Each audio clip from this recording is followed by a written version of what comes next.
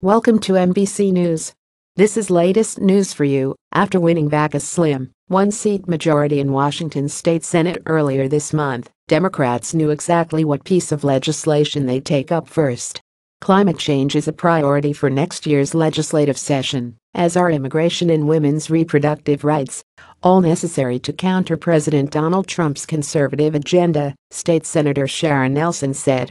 But all of that will fall in line behind the Washington State Voting Rights Act, their version of the Federal Voting Rights Act that Democratic lawmakers have tried and failed to enact several years running.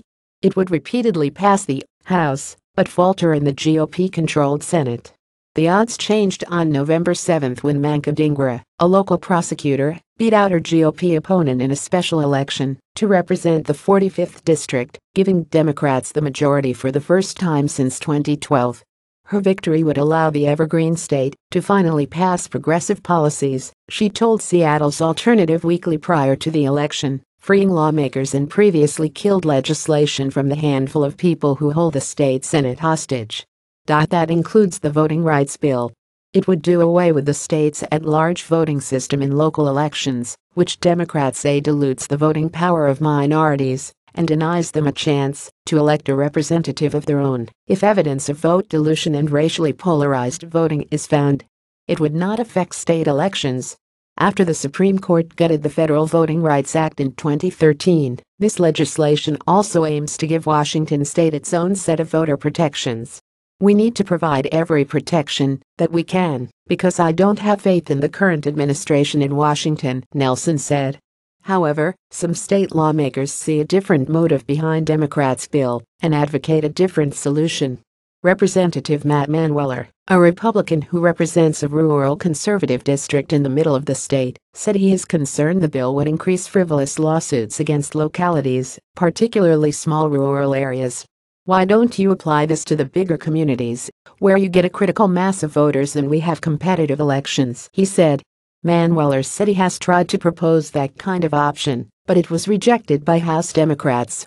He accused Democrats of trying to change the rules to bolster their strength in local races, particularly in areas where he said the party has difficulty winning elections. This bill is about money and power, and not about minority rights in any way, he said. If they change the rules, they will have a farm team to take on legislative races. Still, with Democrats in control of the state legislature and the governor's office, Nelson, who is also the state Senate leader, said she's confident the bill will become law.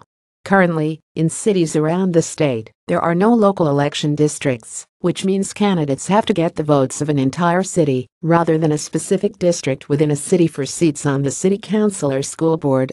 This has led many towns, particularly with large, or even slim, white majorities, to have little or no minority representation in locally elected bodies, Nelson said.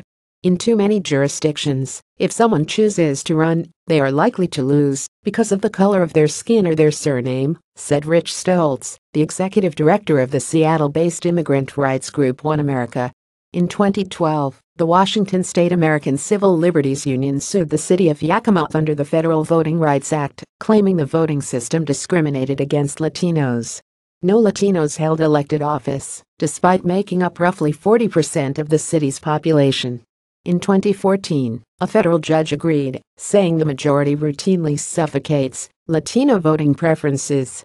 The Washington ACLU was again successful in a similar lawsuit against the city of Pasco. As a result, several Latino candidates were elected in both cities, most recently in the November election. The voting rights bill, which is slated to be introduced in the 2018 legislative session, would work similarly to the Federal Voting Rights Act, but Nelson said it would make it easier for a resident to sue a city to change from at-large to district-based voting. If challenged by the city, the case would also go through state court rather than federal courts. Suing under the Federal Voting Rights Act is tremendously expensive and requires years of litigation, said Stoltz, the immigrant rights group executive director. It's very difficult for individuals to challenge voting systems under federal law.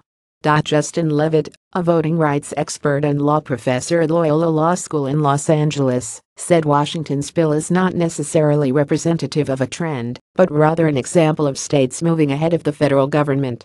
States such as California and Illinois have their own versions of the federal law, as well. The Federal Voting Rights Act is very powerful and good at some things, he said. It could use a state backdrop, and it doesn't surprise me that states would want to put in place their own protections for minority voting rights.